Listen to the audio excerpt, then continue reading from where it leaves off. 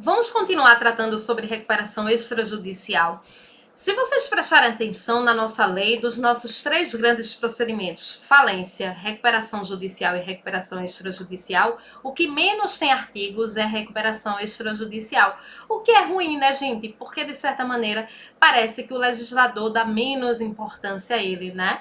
Parece que o legislador, no fim das contas, acaba querendo aí instigar essa cultura do litígio que a gente criticou aqui no nosso primeiro momento. Mas, enfim, é isso que nós temos. Consequentemente, sendo muito sincera para vocês, em termos de provas, até porque é uma coisa objetiva, um dado matemático, esse acaba sendo o assunto menos cobrado. Em termos de comparação com falência e recuperação judicial, o que não quer dizer que não vai cair, o que não quer dizer que você não vai estudar. Mas em termos de prova, como ele ocupa, sem dúvida, um menor percentual da lei de artigos, ele acaba sendo menos cobrado.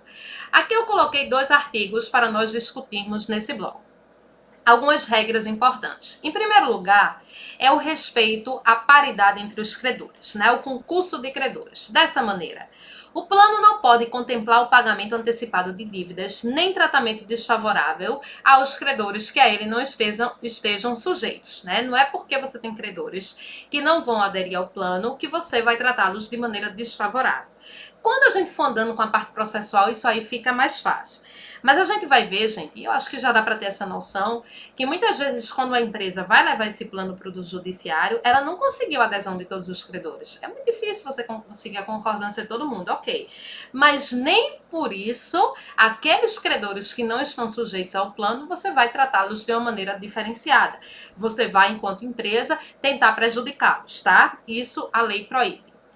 E uma coisinha muito importante, e essa é uma das maiores diferenças da recuperação judicial para extrajudicial. O pedido de homologação do plano de REST não vai acarretar a suspensão de direitos, ações ou execuções, nem a impossibilidade do pedido de decretação de falência pelos credores não sujeitos ao plano de recuperação extrajudicial. Gente, vê. Para a gente ir destacando algumas diferenças da recuperação judicial para extrajudicial. A base que eu já disse a vocês. Se vocês quiserem até para efeitos de prova, para ficar mais organizado, vocês podem fazer um quadrinho comparativo. A base que eu já disse, né? A judicial se desenrola toda perante o judiciário, a extrajudicial não. Pode não ser levada ao crivo do judiciário. Segunda diferença entre elas, os requisitos. Naquele requisito do prazo de carência. O requisito específico do prazo de carência do vídeo anterior é diferente entre elas. Terceiro requisito, terceira diferença entre elas. Na recuperação judicial, eu tenho o administrador judicial, que falamos aqui na falência.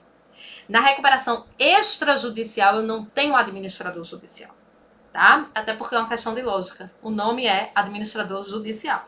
Então, ele existe na falência, ele existe na recuperação judicial. Ele não existe na recuperação extrajudicial.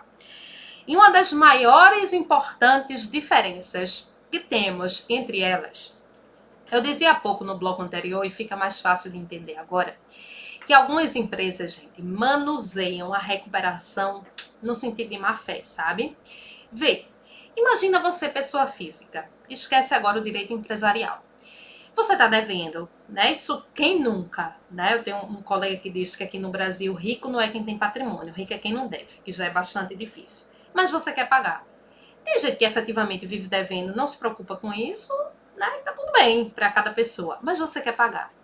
Normalmente, quando você quer pagar, você quer duas coisas. Você quer negociar e você quer prazo, né? E uma das melhores coisas que a recuperação judicial ela possibilita é o seguinte: para tudo contra a empresa. Praticamente tudo, depois a gente vai ver as ações. Param as ações ou execuções que a empresa esteja sofrendo. Isso na extrajudicial. Para por um período definido, que a gente vai dizer, mas para, bom, ninguém me executa, ninguém me cobra, para quê? Para a empresa tentar se reerguer.